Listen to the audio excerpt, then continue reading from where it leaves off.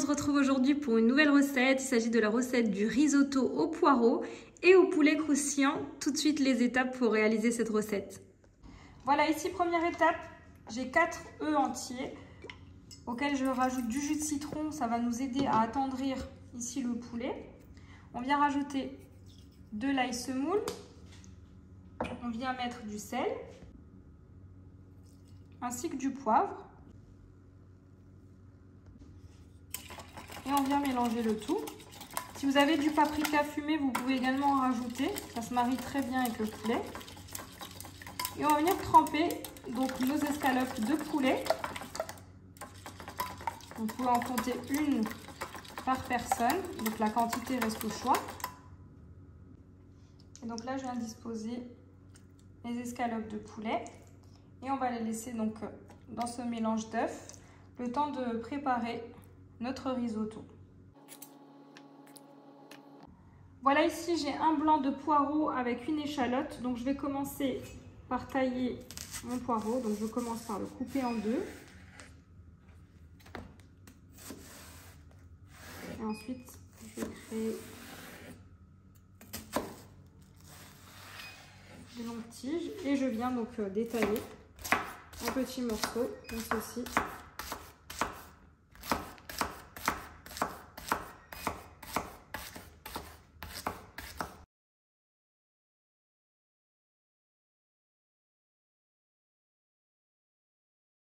À présent, je viens transvaser ici le poireau dans un faitout. Et je vais procéder également à tailler mon échalote ou l'oignon, ce que vous avez à la maison.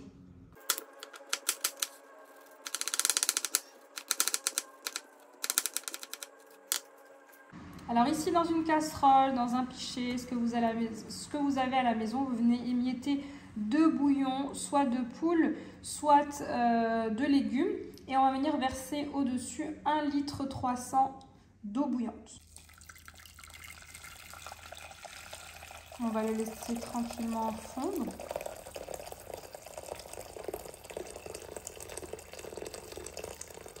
Et on le laissera donc à disposition à côté de notre risotto, puisqu'on viendra très régulièrement l'arroser.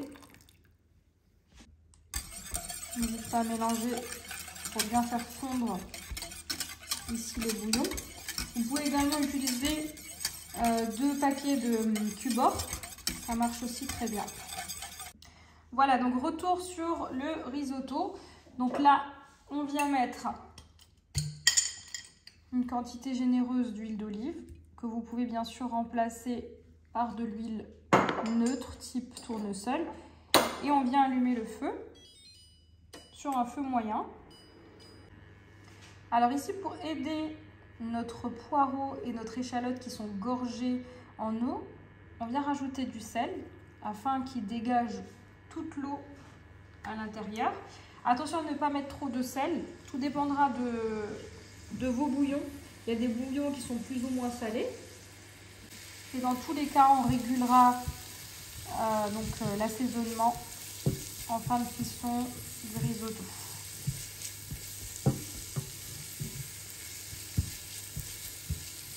Donc on les fait légèrement suer avant de rajouter le risotto. Donc moi je vais rajouter 500 g de risotto. Alors ici j'utilise le Carnaroli de chez Grand Frais. C'est vraiment le meilleur riz à risotto que j'ai pu tester. Et là on va très vite intégrer le riz à risotto. Alors le riz à risotto, on ne le rince pas puisqu'on a besoin de cet excès d'amidon pour avoir quelque chose de très onctueux.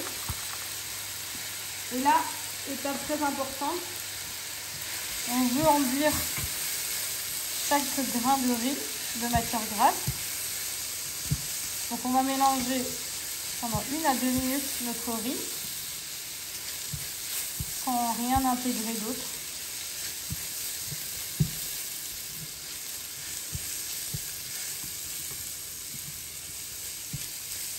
Voilà, ici comme vous pouvez constater, mon riz a absorbé complètement mon bouillon. Donc là, je viens à nouveau rajouter du le bouillon. Et on réitère la même opération, c'est-à-dire qu'on va couvrir et on va laisser absorber. Voilà, donc je couvre à nouveau. Voilà, à présent, pareil, on revient rajouter la dernière partie de notre eau. Alors on n'hésite pas, hein, si jamais l'eau ne suffit pas et que votre riz à risotto est encore dur, à rajouter de l'eau chaude jusqu'à cuisson complète. Donc là à nouveau je couvre. Voilà pour la suite. Donc comme mon risotto est presque prêt, je vais passer à la panure de mes escalopes de poulet que j'ai bien laissé macérer dans ce mélange. Vous pouvez même le faire la veille sans problème. Vous pouvez tremper donc vos escalopes de poulet. Et donc là, je vais les tremper dans de la chapelure. Ici, j'ai choisi de la chapelure japonaise, appelée chapelure panko, que vous trouvez en épicerie asiatique. Je la trouve beaucoup plus légère, mais vous pouvez bien sûr utiliser une panure classique, une chapelure classique, ou bien si vous avez des restes de pain dur, vous pouvez les réduire en chapelure. Voilà, donc là je panne mes escalopes et ensuite on va les passer à la poêle dans du beurre fondu avec un petit peu d'huile et on va les faire dorer. Voilà, à présent, lorsque votre riz à risotto devient fondant, donc là il faut compter tout de même 50 minutes de cuisson à feu doux. Le risotto ça demande pas mal de temps. Je viens mettre pour ma part, pour ce côté crémeux, 2 cuillères à soupe de crème fraîche épaisse. Et je vais venir également rajouter du parmesan. Alors, habituellement, je mets du boursin cuisine, une cuillère à soupe avec une cuillère à soupe de crème. Donc là, je l'ai remplacé par de la crème.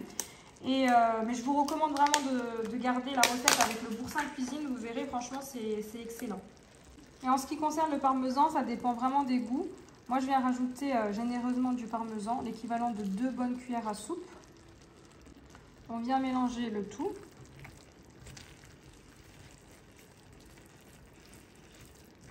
En fin de cuisson, on peut rajouter du persil fraîchement haché. Et vous voyez la texture, on a vraiment un risotto bien crémeux.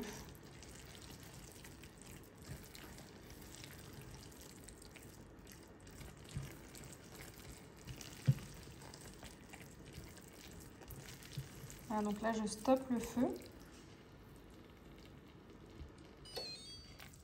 Et je vais rajouter du persil.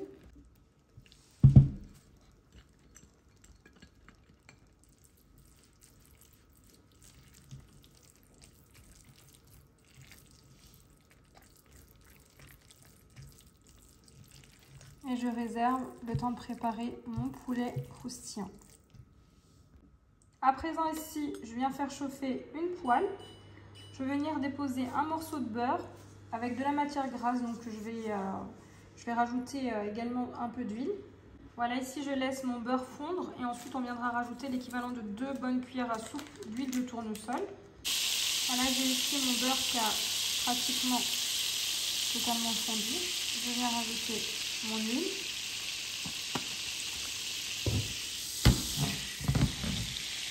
Et on vient déposer donc ici le poulet pané. Je viens le disposer sur ma poêle.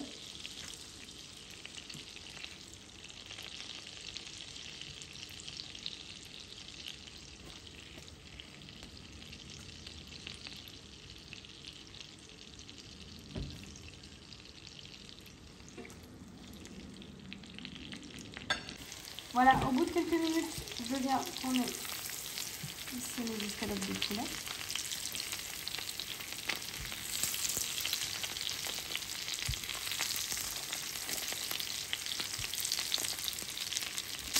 Voilà, une fois notre poulet complètement cuit, on le retire et on passe au dressage.